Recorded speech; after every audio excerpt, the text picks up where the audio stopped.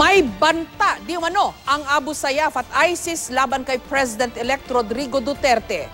Nakapaloob ang banta sa isang video kung saan nagsalita ang ilang lalaking nagpakilalang miyembro ng Abu Sayyaf at ISIS. Sa kabila nito, itinuloy pa rin ni Duterte ang pagbiyahe niya kanina mula Davao patungo sa probinsya ng Sarangani para dumalo sa oath-taking ni Senator-elect Manny Pacquiao at mga lokal na opisyal. Sa kanyang talumpati, muling nagbanta si Duterte na papatayin ang sinumang sisira sa kabataan at sa ating bansa. Live mula sa General Santos City, may report si Cedric Castillo. Cedric. Yes, Jessica, nagpunta sa Sarangani Province ngayong hapon si President-elect Rodrigo Duterte para nga saksihan yung oath-taking ng kanyang kaibigan at kaalyado na si Senator-elect Manny Pacquiao. Ito ay sa kabila nga ng di umano'y banta mula sa grupong ISIS at Abu Sayyaf. Tila banta kay President-elect Rodrigo Duterte ang laman ng isang video mula sa mga nagpakilalang mga miyembro raw ng Abu Sayyaf at ISIS. Ang mensahe nila, mga banta ng karahasan. Alam na ng AFP at PNP ang tungkol sa video.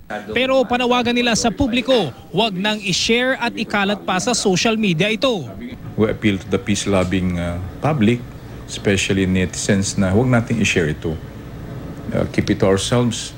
Huwag nating ipalabas pa, huwag nating padamihin because once na yan inilabas nyo, na-obtain ng kalaban natin yung purpose nila. There are authorities acting on these materials so that they can be violated.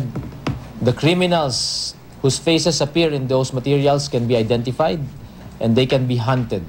Sa kanyang pagharap sa business sector kahapon sa Davao City, binantaan naman ni President-elect Duterte ang bandidong Abu Sayyaf. But there will be a time, there will be a reckoning. And when it comes, I would just say, surrender unconditionally, release all prisoners, hostages, or we fight. Nasa Sarangani naman ngayong araw si Duterte para makisaksi sa panunumpa ni Senator-elect Manny Pacquiao at ng iba pang mga opisyal ng Sarangani at General Santos City. Sa kanyang talumpati, idineklara ni Pacquiao ang kanyang buong suporta sa susunod na Pangulo. Nanindigan din si Pacquiao na nakahanda na siya sa pagiging senador. As champions, we are solution providers. As solution providers, we will uphold common sense. Common sense is sound judgment in right action and practical matters. Oo, common sense. Yan ang mayroon ako. Common sense na gawin ang tama. Sa talumpati naman ni Duterte, muli siyang nagbanta na papatayin kung sino man ang sisira sa kabataan at sa bansa. Ipinanawagan niyang muli ang planong ibalik ang parusang kamatayan. Yung death penalty to me is the retribution. Magbayad ka sa ginawa mo. The death penalty might be a deterrence to prevent or matakot siya to commit a crime. Samantala, isang Thanksgiving party naman ang inihanda para kay Duterte sa Cebu ngayong Sabado. Ayon sa organizers ng event, kumpirmado ng dadalo si Duterte. Libo-libo raw ang inaasahan nilang dadalo sa Thanksgiving party. Sa umaga, magkakaroon ng mga libreng serbisyo gaya ng medical at dental check-up sa Plaza Independencia. Inaasahang dadami pa ang tao pagsapit ng alas 4 ng hapon. Ililipat ang venue sa SRP grounds. Magpupulong naman ang organizers at ang Presidential Security Group para ayusin ang seguridad sa pagtitipon.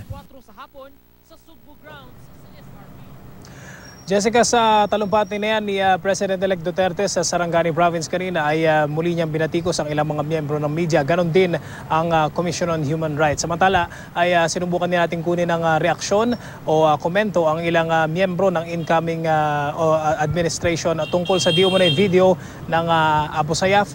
At sa ngayon ay tumanggi muna silang magbigay ng kanilang komento, Jessica. Pero aware ang President-elect Cedric dito sa threat na ito by way of that video bago siya bumiyahe sa Sarangani from Davao? Particularly si President-elect Duterte, hindi natin masabi, Jessica, kung aware siya o kung napanood na niya yung video. Although kanina ay sinubukan nating kuhanin ng pahayag sa pamamagitan ng text message yung kanyang executive assistant, si Ginoong Bongo. At ang naging reply niya sa atin is kanino galing o sino nagsabi tungkol dito sa issue na to. So it implies na siguro sa ngayon ay kumukuha pa sila ng impormasyon tungkol dito sa video na ito. Ganon din si incoming PNP Chief Bato del Rosa. Sinabi niya kanina is he has yet to watch the video daw. Pero ang advice niya sa mga kumukuha ng komento nila is kailangan muna daw, pinakamainam daw is kunin muna yung panig ng kasalukuyang pamunuan ng PNP at AFP dahil nga naman understandably sila ay hindi pa pumapalit dun sa pwesto, Jessica.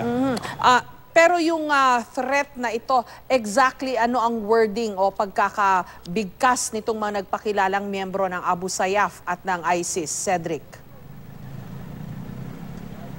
Sa pagkakaalam natin sa pagpanood natin sa video, actually medyo napaka-gruesome nung video. Pasintabi sa mga kumakain na may pinakitang dun sa dulo ng video ay pinakita yung pag-decapitate o pagpugot sa ulo ng hindi identified ng mga kalalakihan niya. Pero yung isang tao dun sa video ay he was using the name of Allah in vain. Medyo blasphemy yung kanyang sinasabi at di umano ay sinumpa daw, pardon for the term, ito yung ginamit na salita doon sa video na isinusumpa raw di umano ni Allah si ang President-elect. So yun yung inaalam pa natin o kumukuha tayo ng panig mula doon sa mga security sector sa AFP, sa PNP, kung ito ba ay maituturing na direct na threat sa President-elect o although doon sa video ay medyo hinihimok nila yung mga terorista doon sa video na maghasik ng hindi maganda yung mga potential na gusto nilang i-recruit sa publiko, Jessica. Okay, and sa pagkakaalam mo, yung kampo ni Duterte at yung mga authorities probably, most likely, will take this seriously, Kasi hindi lang siguro ito yung tinatawag na paramdam ng Abu Sayyaf kasi andyan naman sila lagi at meron pa nga silang mga hawak na hostages. Tama, Jessica. Kung pagbabasihan natin yung statement ni President-elect Duterte kahapon dun sa business forum, binabalik niya yung challenge o actually binabantaan niya yung Abu Sayyaf. Ang sinasabi niya is, sinasabi niya sa publiko, bigyan niyo lang ako ng tamang oras. After all, hindi pa naman sa umuupo. May sinabi siya, hindi niya lang na-specify, merong mga bagay daw na kailangan niya na hindi pa niya hawak sa ngayon. Hindi niya na-specify ito, pero siguro if we are going to speculate, yung command niya doon sa PNP, sa AFP, wala pa yan. Pero ang sinasabi niya is tatapusin daw yan, yung laban sa Abu Sayyaf. Kailangan daw managot itong mga to at yung exact words na sinabi nga niya is magkakaroon ng time o ng panahon o ng oras o ng araw ng reckoning laban sa Abu Sayyaf. Jessica. Maraming salamat sa iyo, Cedric Castillo.